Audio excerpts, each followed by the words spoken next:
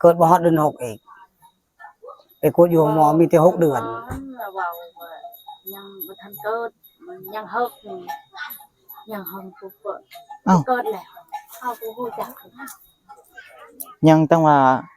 อันนี้เดือน3ยัง3 เดือนบ่น่ะนั่นแหละยัง3 เดือนเกิดก่อนกำหนดนี่ก็โอ้พี่น้อง3 เดือนมันก็โดนเติบได้สมโพธิเลยน้อยๆนึงฮอดบ่โลนึงนี่บ่ฮอดโลแล้วเต็ดเมื่อไหร่เช็คให้เอ้าสั่งซิงเบิ่งก็จะว่าเท่าใดซะเขาเต็ดนี่ประมาณ2 ขีดเราเอา2 ขีด2 ขีด2 กับนะ2 ขีด2 กับ2 ขีดนี่มัน2 กับบ่ฮอดบ่แขนจ้ะนี่ซ้ำบ่กระโตนะนี่อะไรน้อยบ่เปิดฮอดลุ่มนะนี่เด้นี่เด้บางมุมกล้องเวลาจะขึ้นหลายเด้อสิเป็นจังได๋ก็ตามที่ว่าอันนั้นนั่นแหละมีผู้ใดยังให้เกิดแต่ว่าหมอเพิ่นนั้นเพิ่นว่าน่าจะบ่เกินมื้อนี้พี่น้องรักษาตัวเองเด้อน้องตุ้มเด้อรักษาตัวเองรักษาสุขภาพตัวเองเจ้าก็อย่าคิดหลายคือว่าน้องตุ้มเว้ามื้อนั้นหั่นเจ้าหั่นอยากมาเฮือนเอาไม้ไปขายบ่เช้า2 เช้าแล้วนี่ลูกเจ้าอยากได้เมียว่ะแม่นแหละอะไรเมียจะขาย2 เช้าแล้วแหละชาวเฮาไม่ดูเจ้าคือสิมางเพราะว่าเฮือนกับเฮือนสิจะอยู่ได้สิมาร้านก็จะอยากได้นั่นแม่นแหละเพราะว่าเฮือนน่ะเป็นเฮือนที่ก็จะอยู่ปกตินี่แหละจะนอนทุกมื้อนอนอยู่เฮือนนั่นแม่นแหละบัดนี้ลูกอยากได้เมียพี่น้องอยากได้เมียบัดตัดสินใจจะขาย2 เช้านั่นแหละอยากมั่งเอาไม้เฮือนไปขายเอาเสาไปขายให้ลูกไปแต่งเมียสบายดีท่านผู้ชมทุกท่านยินดีต้อนรับเข้าสู่ช่องกับปีชาแนลมื้อนี้เฮาเดินทางมาที่บ้านกะลุกพี่น้องก็ตามที่พี่น้องติดตามเบิ่งน้องตุ้มได้ลูกแล้วเฮาก็เข้ามามื้อนี้น่าจะได้เมื่อวานนี้พี่น้องเดี๋ยวจึงได้ไปถามเบิ่งน้องนำกันแต่ว่าพ่อแม่ของน้องตุ้มหันมามื้อนี้น่ะเมาลูกซอยเดี๋ยวไปถามเบิ่งพ่อแม่น้องก่อนบ่ใจกำลังถามน้องตุ้มอยู่พ่อแม่ของน้องอันนี้บ่ลูกนั่นสบายดีบันส่วนเด้อทั้งพ่อทั้งแม่มาเมื่อใดสุมเจ้านี่2 มื้อแล้ว2 มื้อคือว่าน้อยแฮงอีหลีบ่ไหวแล้วกินนมกินหยังได้อยู่บ่นี่ไม่ไหวแล้วมันบ่ไหวเลยบ่ไหวเลยให้อยู่บ่ให้เลยมานี่ได้2 มื้อแล้วโดยเบิ่งใส่ค่อยเบิ่งนี่เหลืองแฮงเนาะโดยแม่นแหละจะเป็นอันไหนก็โตมันเป็นอันนี้เวลามันออกซ้ำแฮงอีหลีจักมันปัดเนี่ยไม่มีไอ้ที่เด็กน้อยเตะตนก็จะเกิดมาได้นี่เมื่อวานนี้เกิดเมื่อวานนี้นั่นแหละแต่ฉันจะมาก่อนแต่ก่อนวานนี้เองเนาะ10อันเอามานี่1 โมงกลางคืนแล้วเกิดตอนจักโมงเนี่ยนะ4 โมงแจ้งเกิด4 โมงเดี๋ยวจังหน่อยไปถามเบิ่งน้องตุ้มเบิ่งนั่นแหละผู้ใดอยู่เฮือนบัดนี้สิจะมาเบิดบ่มีไผอยู่เลยลูกก็บ่สบายอยู่เฮือนบ่มีแต่ลูกอยู่ผู้น้อยนะนั่นแหละก็ได้ๆกันนี่ก็บ่ไหวแน่ก็ตกแลลูกก็นอนกันก็ย่านบ่ฮู้ว่ามันบ่เฮ็ดคนใหม่ๆนี่ย่านมันบ่ไหวนั่นแหละจะค่อยก็ยังให้เจ้ามาเบิ่งลูกนั่นแหละเพราะว่าก็เจ้ายังบ่เคยมีลูกแล้วก็อันนั้นมาพี่มาอยู่กับอันนี้ไว้สบายดีเด้อพ่อน้องตุ้มเอาร่างกล้าเกิดตอนจักโมงนี่นะ4 โมงเช้าบ่4 โมงแรงผู้ใดพาไปเกิดผู้ใดพาไปเกิดเองอีกก็อยู่เฮือนนี่แหละก็อยู่เฮือนนี่เลยข่อยคิดว่าไปพาได้เจ็บท้องแฮงบ่อย่าไปห้องหมอก็บ่มีรถกลางคืนเลยนั่นแหละอันนี้นี่แหละเขาบอกไปหารถใส่บ่มีแจ้งจะไปยืมรถบัดนี้ตอนแรกน่ะค่อยบอกว่าไปอยู่เฮือนเจ้าหันสิดีก่อนเพราะว่าคันไปเกิดมันก็ใกล้ห้องหมอสบายนั่นเบิดรถบ้านเฮาน้องตุ้มบ่ได้ไปเว้าบ่ซั่นเรื่องนี้ยังอยู่นั่นท่านเกิดเดือน6พุ่นแล้วก็ว่าเกิดให้เดือน6อยู่มาให้มันอยู่ เฮาก็บ่ฮู้เหมือนกัน บ่เกิดบ่ฮอดเดือน6อีกไปกดอยู่หมอมีแต่6เดือน เราเว้าว่ายังบ่ทันเกิดมันยังเฮิกอยู่ยังเฮิงปุ๊บก็ อ้าว เกิดแล้วเฮาก็ฮู้จัก ยังตั้งว่า อันนี้เดือน3ยัง3เดือนบ่น่ะ นั่นแหละยัง เกิด 3เดือน เกิดก่อนกำหนดนี่ก็โอ้พี่น้อง3เดือนมันก็โดนเติบได้สมพอเลยน้อยๆหนึง นั่นแหละ ฮอดบ่โลหนึงนี่ เฮาก็บ่ฮู้จัก บ่ฮอดโล แล้วเลยแต่ไม่สิเฮ็ด เอ้าสั่งซิงเบิ่งก็จะว่าเท่าใดซะ เขาเต็ดนี่ประมาณ2ขีดเราเอา2ขีด2ขีด2กับนะ2ขีด2กับ อ๋อ2ขีด นี่มัน2กับ ซ้ำบ่ฮอดบ่แขนจ้ะนี่ซ้ำบ่กระโตนะ นี่ไงน้อย บ่เปิดฮอดลุ่มนะ นี่5กับมันสิจุกน้องโย ช่างเบิ่งหมอเพิ่นว่าได้แต่2ขีดหนึง โดยแม่นแหละมาไป2ขีดเอาหัวไป เอ้าคือว่าเกิดก่อนกำหนดโดนเจ็บท้องแห้งบ่จริงไหมผู้ใดเป็นคนเกิดนั่นเจ้าบ่เกิดให้น้องตุ้ม แม่นแหละ แม่นแหละเฮานี่อุ้ม อืม นี่โอ้ แค่แต่จะชุมเจ้ามาก่อน แม่นเฮามาก่อนแหละ ก็เจ้าโทรบอกว่าเจ็บท้องแห้ง เขาโทรเฮา คนอยู่บ้านนี่โทร อืม โทรหาเอาไว้ลูกเจ้าเจ็บท้องนะเด้อเจ้าเฮาก็ไปเลยกลางวัน1 โมงที่บ้าน มาแต่1 โมงนอนอยู่แม่นบ่ นอนอยู่บ่นอนเลยตลอดแจง มาเฮานี่แล้วก็บ่ได้นอนเลย ไม่ได้นอนเลยอยู่นี่เลย อืม เมื่อวานนี่วัน4 โมงเป็น5 โมงเฮาเมื่อบ่มีใครอยู่เฮือนแน่ลูกมันให้อยากกินนมแน่ ลูกเจ้าก็ยังน้อยแมันบ่ นั่นยังกินนมอยู่กินแล้วก็วัน 7-8 โมงก็เมื่ออีกบ่มีใครอยู่เฮือน ตอนแรกเนี่ยเขาบ่ได้ฮู้ได้ว่าเจ้าเป็นพ่อน้องตุ้มนั่น โน้ย คันผู้ใดติดตามก็น่าจะฮู้เฮาเข้าไปหาเราตลอดเลยตอนนั้นน่ะ นั่น อีตนเด็กน้อยแกก่อนกำหนดสุขภาพบ่แห้งกินนมนี่บ่ได้เนาะ กินนมก็บ่ได้ กินนมกินบ่ได้ มันเรื่องแท้เรื่องว่าอุกบ่พอนั่นกะอุกอยู่บ่ลูกเป็นบ่นี่บ่อุกอีก ลูกเฮ็ดได้ก็เป็นอันนี้แล้ว จะคือแปลกถ้าจะคือบ่อุกลูกเป็นแบบนี้ แต่ค่อยเห็นคนยังอุกต่างแหละ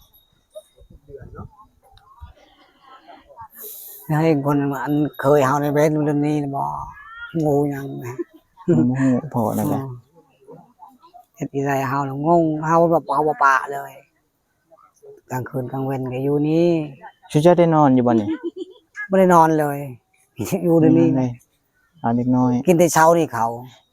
าก็บ่กินเลย ได้ไปห้องหมอแล้วบ่ โดยแม่แหละไปแล้ว กินแต่เช้านี่ได้เขาเลย หมอเพิ่นว่าแนวใดอันนี้นะว่าแต่บ่ฮอดกำหนดบ่ นี่แหละนะหมอไปเวลาเราตึ้งคือต้นเปล่า ไปพุ่นน่ะโอยมันทึก อ้าวมันตั้งเถิกมันเลย ว่าแต่บ่ทันฮอดอายุคันเนาะ อยู่มาตั้งเถิก คันว่ากินนมได้ก็ยังนั่นหนึงให้อีหยังนี่ก็บ่ให้เลย บ่ บ่ได้ให้ อืมน้องตุ้มก็ทันได้เอาลูกอยู่บ่นี่อุกก็สิอุกแล้วเนาะแม่นั่นก็ มันให้แล้วมัน ให้อยู่เดี๋ยวนี้ยันเนาะคิดไปเบิดเนาะยันเด็กน้อยบ่อยู่นํกับ แม่ แม่ แหละมันยันลูกบ่อยู่เอาว่าบ่เป็นหยังลูกให้เจ้าเฮ็ดอันคักๆแห้งๆก่อน กินน้ำกินในจะเฮ็ดคักๆกระต้นกระโตจะก่อนคือเจ้าเฮ็ดหยังลูกบ่อยากดอกว่าได้อีกยังมันลูกมันบ่ถึงเด้ คันว่าอันนั้นก็อยากให้อยู่หั่นแหละบ่มีผู้ใดอยากให้เสียดอกคันเว้าก็ เลยมัน เอ้ยเจ้าบ่ เนี่ย เอ้ยแท้ๆนี่บ่ เอ้ย ลูก เอ้ยจริงๆบ่ ไปก็ไปแต่เกิดแต่เช้ามื้อนี้บ่ไปห้องหมอนะ บ่เอ้ย มื้อนี้แหละ บ้านนี่ จักโมง บ้า อ่ะ นเดียวกันบ่อ้ายเอา วัน10 โมงมัน11 โมงน่ะนั่นแหละ11 โมง ไปห้อหโอ้น้องตุ้มน่ะอยู่ในเฮือนบ่ โดยแม่นแหละตรงอยู่เฮือนเฮาก็ไปเมียเฮานี่ยะนี่กับนี่เอา2 คนไป บ่ แม่ก็คือว่าแหละเดี๋ยวไปให้คำแนะนำน้องอีกเทื่อหนึงอย่าง อันนี้ลูกเจ้าบ่ ทางที่ดีก็คือรักษาตัวเอง แล้วก็คันว่าอันนั้นก็เจ้าก็บ่ฟ้าวเอาเทื่อลูกนั่น แม่นบ่ อีตนเด็กน้อยก็เจ้าเพราะว่าเกิดมาก็ยังบ่ทันได้กุมเด้ เฮ็ดเวียกช่วยกันบอกครับ เอาเด้อบัดนี้นะขอบใจเด้อเดี๋ยวค่อยไปหาเบิ่งตุ้มอีกหน่อยหนึงเด้อ โดย เดี๋ยวสิกลับมาหาใหม่ แต่ว่าเฮามาเทื่อบ่เห็นเจ้า แต่ว่ามื้อใดเจ้าสิมื้อนี่ ประมาณ 7-8 โมงนั่นแหละมัน กว้างในป่า นี่ก็บ่ไหวแล้วเขาเห็น เด็กน้อยก็บ่ไหวแฮงแล้ว นั่น เนาะ แหละเบิ่งนี่ก่อน ตอนนี้คืออะไร ป่านั่นแหละเนาะ มื้อนี้บ่เจ้าสิมื้อ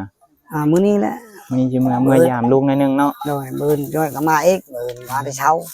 มื้อแล้วก็มาอีกเอาสิเจ้าคันนอนอยู่ไปนอนไสบัดนี้บ่มีฮอดบ่อนนอน แม่น่ะนอนก็บ่มีวันนอน นอนอยู่นี่ก็ได้อยู่แถวนี้ นั่งอยู่นี่แหละ นั่งนอนตามนี้เลย นั่งที่ บ่มีเฮือนอยู่นี่ เอาวันนี้เอาเดี๋ยวค่อยไปถามเมืองน้องตุ้มก่อนตุ้มบ่จะเอาเงินมาให้เมื่อกี้นี่เอาเจ้าอันนั้นน่ะติดไม้ให้เมียเจ้าให้เขาน่ะอืมให้ผัวเราจะแจ้งเอาไปติดให้เมียจะเด้ออากาศประทอนนะสบายดีเด้ออีลา มาดิ โอ้ยฮ้อนบ่เดี๋ยวนี้นะฮ้อนอุกแล้วเว้ยเวลาเจ้าจะขึ้นหลายเด้อสิเป็นจังไดก็ตามที่ว่าอันนั้นนั่นแหละมีผู้ใดอยากให้เกิดแต่ว่าหมอเพิ่นนั้นเพิ่นว่าน่าจะบ่เกินมื้อนี้พี่น้องรักษาตัวเองเด้อน้องตุ้มเด้อรักษาตัวเองรักษาสุขภาพตัวเองที่เจ้าก็อย่าคิดหลายอันนี้ก็อยู่กรรมอยู่หยังดังไฟนี่ดังอยู่ถึงเฮือนเลย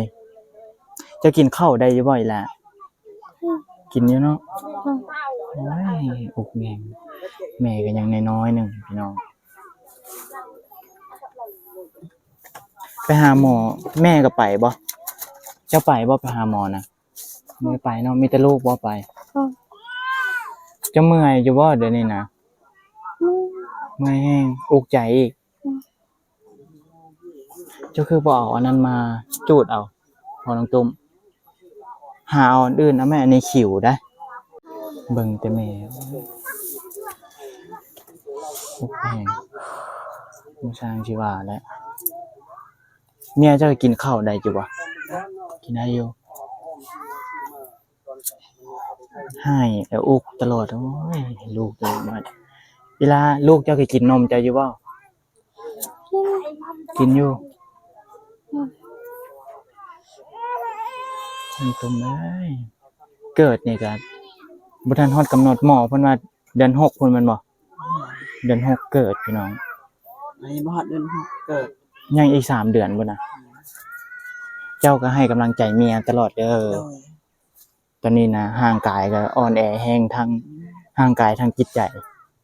จะเจาะยังไงอาทิตย์เจาะ ไฟผัวระดังไฟให้อันนั้น จะเจาะยังคิว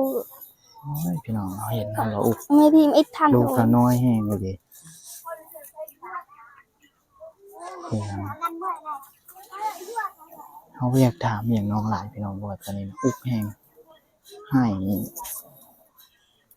ดังหน้าน้องเลยพี่น้องเอาน้องตุ้มวันนี้นะเจ้านะสู้ๆเด้อคันอันนั้นก็อย่าคิดหลายรักษาตัวเอง ให้ฟื้นฟูตัวเองไวๆแหละเกิดนี่เกิดอยู่เฮือนนี่เลยเนาะ นี่เลย 4 โมงเช้าพี่น้องเกิดอยู่นี่ใครแต่แม่นมาไพ่เป็นคนโทรเจ้าบ่เป็นคนโทรนะ ไอ้ค่อยโทร โทรบอกแล้วเรามาเลย แม่นเขามีโทรศัพท์ อ๋อใครแต่แม่ยังมาแล้วก็ที่เอาลูกนั่นกับแม่ของน้องตุ้มเองนั่นแหละมาเอาซอยเฮาก็บ่อยากได้ยินอีหยังที่ว่ามันบ่ดีแหละพี่น้อง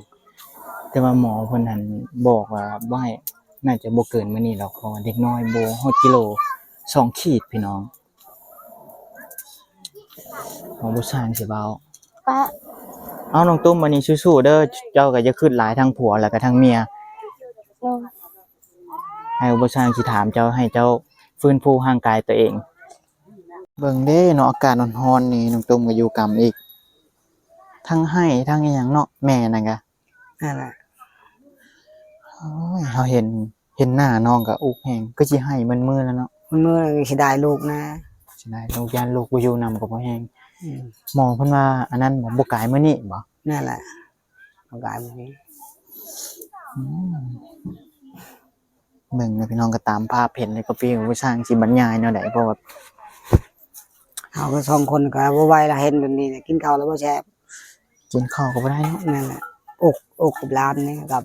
ลูกแด้เป็นสิ่ง เพราะว่าแต่ เอาใจลูกนะนั่นล่ะ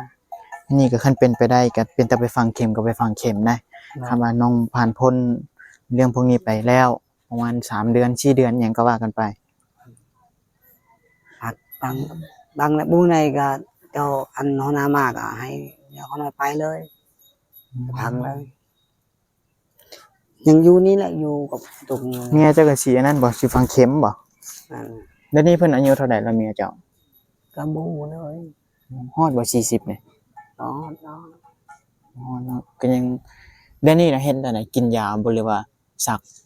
ชักสองเข็มนั่นน่ะหงแล้วยังจะปีได้นังเดือนได้ลืมแล้วเดือน บ่จื้อเดือน บุย ธรรมดาน่ะชุนเจ้าไปซักหรือว่าไปฟังเข็มไปอีหยังก็ยาแล้วแต่เพราะว่ามันต้องมีเจียก็เจ้าให้เจียนน้อยเป็นบิน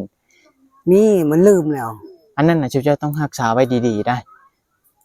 อันนี้ค่อยแนะนำเพราะว่าคือสมมุติซะจะให้พาไปฟังเข็ม3ปีนั่นก็ต้องรักษาไว้3ปีแล้วฮอดวันที่มันแล้วก็ไปเอาออกก็เจ้าออกให้ฟรีออกให้ลาคันว่าบ่มีบิลนั้นเฮาน่าจะได้เสียเงินได้คันไปเอาออกนะ อ๋อ ทุกอย่างหมอเพิ่นก็บอกตลอดได้ว่ารักษาไว้ให้ดีเด้ออย่าให้มันเสียเราก็สิได้จื้ออีกว่าเป็นมื้อใดปีใดเฮาต้องได้ไปเอาออกอะนะ อืม ฮอดกำหนดมันแล้วเพิ่นเอาออกให้ละล่าดอก เพราะเวลาปังเข็มนั่นเฮ็ดงานเฮ็ดหยังได้อะเฮ็ดหายเฮ็ดสวน ได้ปกติเลยแต่ว่ามื้อไปฟังหั่นเพิ่นเฮ็ดได้ขนาดเรื่องเฮ็ดนั่นเพิ่นยังให้พักก่อนพักฟื้นฟูตัวเองประมาณ3มื้อ4มื้อ5มื้ออิหยังก็ว่ากันไป เพราะว่าแล้วแต่คนเด้บางคนก็เซาไวบางคนก็เซาช้ามันเจ็บจะอยู่แขนซื่อๆนะเพิ่นบ่อยากให้ยกหนักยกหยังหั่นแหละ อืม คือเฮาซักยาปกติแบบนั้นแหละเฮาซักยาเฮาเมื่อเฮือนน่ะก็ปวดแขนนั่นแหละ นั่นแหละ แต่ว่าอันนี้เดี๋ยวขออนุญาตถามเมื่อนั้นข่อยมาถามน้องตุ้มว่าจะสิมาเฮือนแม่นบ่ นั่นแหละ คือว่าน้องตุ้มเว้ามื้อนั้นหั่นเจ้าหั่นอยากมาเฮือนเอาไม้ไปขายบ่ เสาสองเสาแล้วนี่ ลูกเจ้าอยากได้เมียว่ะ แม่นแหละอะไรมีเขาจะขายสองเสาแล้วแหละมันเสาเฮาไม่ดู เจ้าคือสิมาเพราะว่า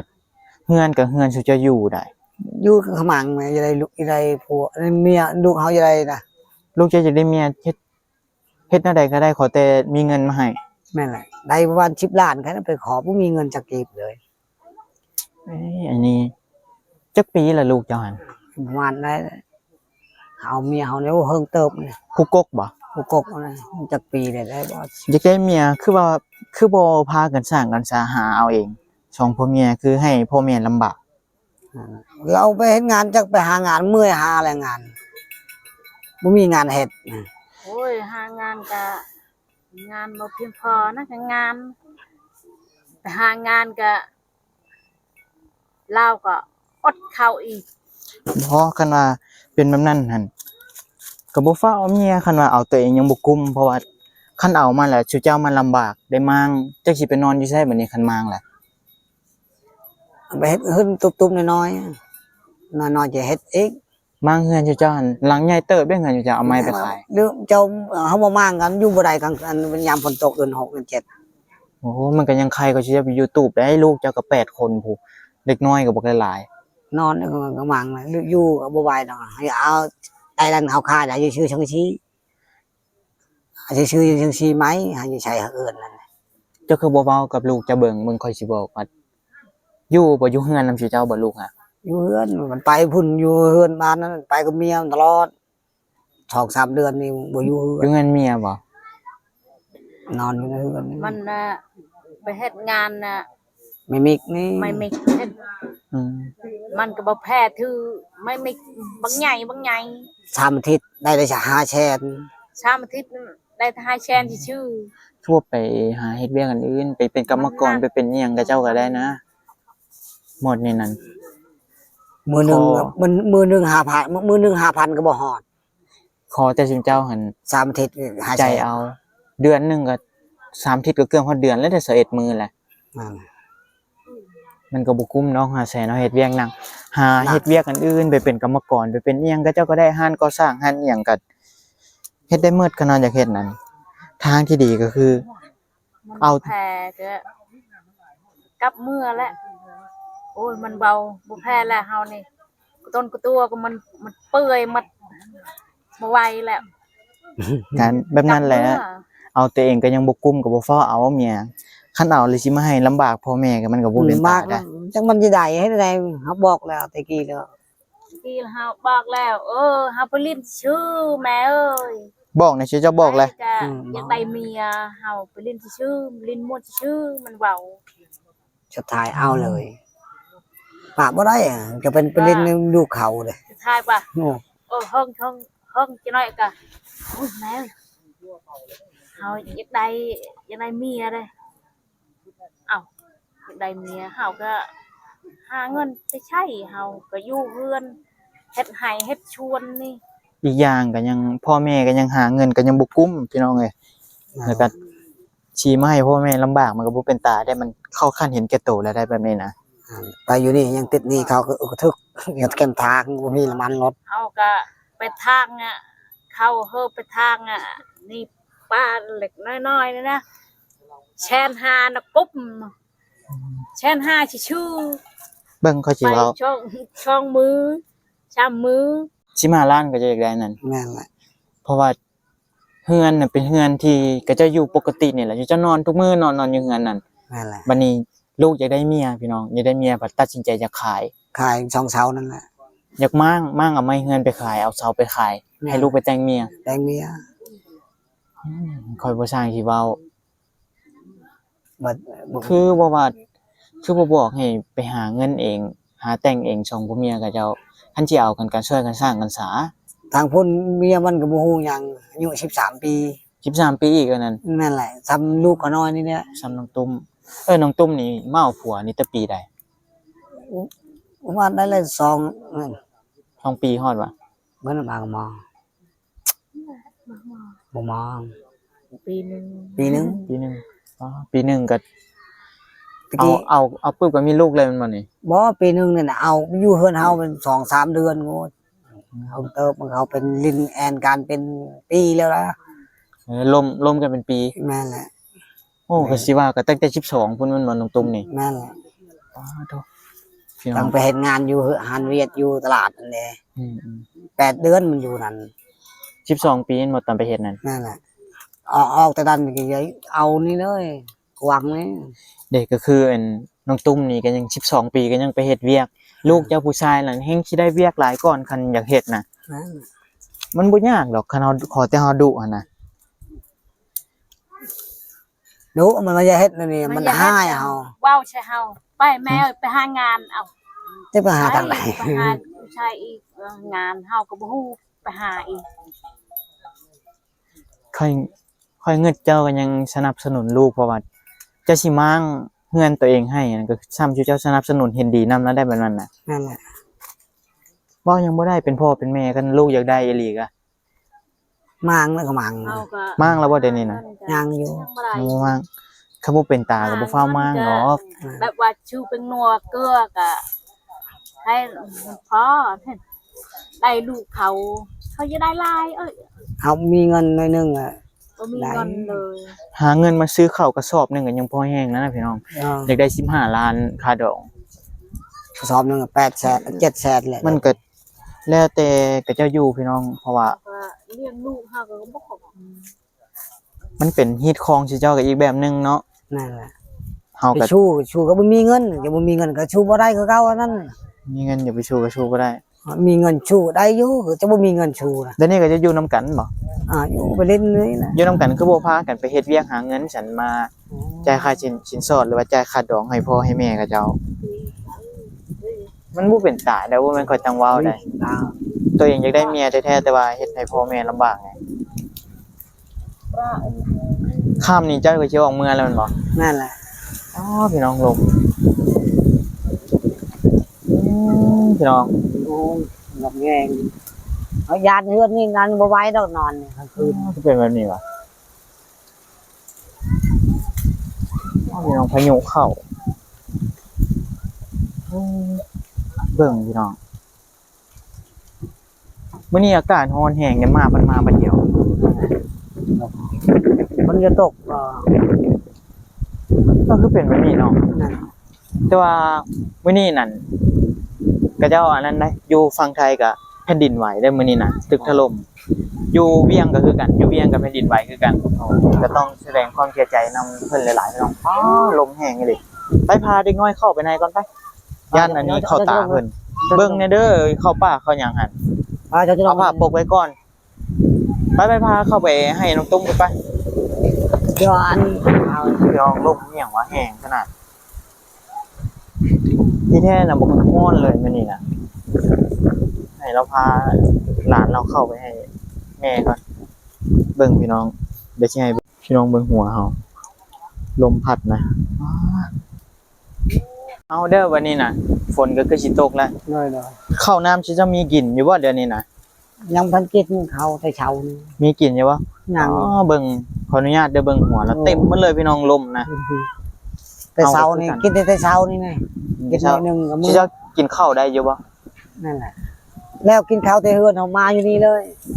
มาแต่เช้า ถ้าเบิ่งอันเจ้ากับเมียนี่ก็สิอุกคือกันเห็น นั่นแหละ ลูกเป็นวันนั้นเนาะ นั่นแหละ ลูกเบิ่งอุกแต่อุกวันแล้วก็ให้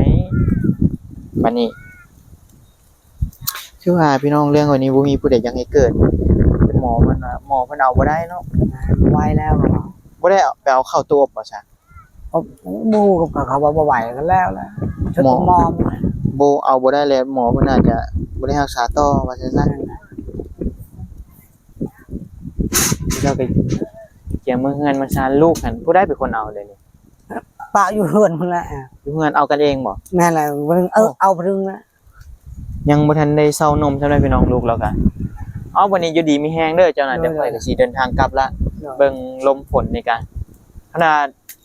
ผ่านตัวนี้ไปแล้วแล้วค่อยสิไปหาเจ้าอยู่เฮือนคันว่าสิไปฟังเข็มก็ไปบัดนี้นะแล้วสิพาไปเฮ็ดอีหยังต่างๆคำแนะนำอีหยังหลายเติบอยู่พี่น้องแล้วก็บางเทื่อก็ไปฟังพร้อมน้ำตุ้มก็ไปเนาะเอาอยู่ดีมีแฮงสุขภาพแข็งแรงเด้อพี่น้องแล้วก็อย่าคิดหลายเจ้าแล้วก็น้องตุ้มเขาก็ไปบอกเราหน่อยนึงเขาว่าอย่างไรบ่ได้พี่น้องเห็นน้องอุกให้อยู่ตลอดเนาะเอาเดี๋ยวมื้อหน้าเจอกันใหม่เอาสบายดี สบายดี ลบเข้ามานี่จะเบิ่งเด้อหลานจันน่ะบ่แม่นอันนั้นหล่นเข้าปากแล้วบ่เมื่อกี้นี่ปากตลอดปกไว้แน่เด้อลมถ้าลมมาเฮ็ดแนวใดบัดนี้กันฝนตกจะลบแล้วบ่พ่อน้องตุ้มงานนี่ลบแล้ววะ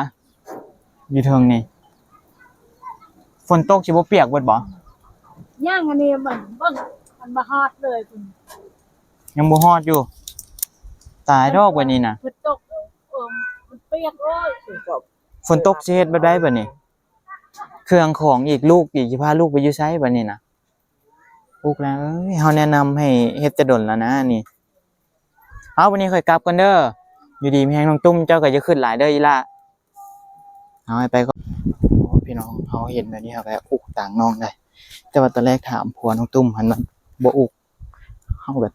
มันอยากปึกแป้งนิดนึงคันว่าบ่อุกเลยก็เราก็น่าจะอุกอยู่แต่ว่าน่าจะเว้าบ่เป็นพี่น้องอันนี้ฝนสิตกละคันว่าฝนบ่แห้งเฮาก็สิเข้ามาใหม่พี่น้องครับมันเข้ามาบ่ได้ก็จำเป็นก็น่าจะบ่ได้เข้าอันนี้ก็เด็กน้อยยังบ่ทันฮอดกำหนดยังตั้ง3เดือนพี่น้องอีต้นก็เจ้าอยู่บ่แม่นว่าอันนั้นก็เอาลูกก็ยังบ่เป็นบ่ทันบ่ได้ให้เลยเด้พี่น้องแต่เกิดมาเฮาถามเบิ่งน้องหั่นบ่ให้แล้วก็นมก็บ่กินเลยหมอเพิ่นว่าน่าจะบ่ฮอดบ่เกินมื้อนี้มันก็แห้งอุกได้คันเฮ็ดแบบนั้นเบิ่งน้องตาหน้าอิหยังไข้หมดเพราะว่าให้โดนแห้งให้มืดๆแล้วพอน้องเว้าก็แล้วก็อันนี้ก็มาถามพ่อน้องตุ้มเรื่องอันตัวชิมางเฮือนให้ลูกไปเฮ็ดดองนั่นแหละหลายคนก็ติเว้าให้กันหลายได้พี่น้องประวัติธรรมดาเฮาอยากได้เมียอยากแต่งเมียว่าซั่นซะก็ต้องหาเงินช่วยกันสร้างช่วยกันสาเฮ็ดช่วยกันอันนี้มันก็บ่แม่นเด้พี่น้องสิไปให้พ่อแม่ลำบากมางเฮือนที่พ่อแม่นอนแล้วก็อยู่แท้ๆเราก็ยังนอนเฮือนหลังนั้นคือกันพี่น้องก็บ่แม่นว่ามีแต่พ่อแต่แม่ลูกแล้วก็8คนบ่ได้พี่น้อง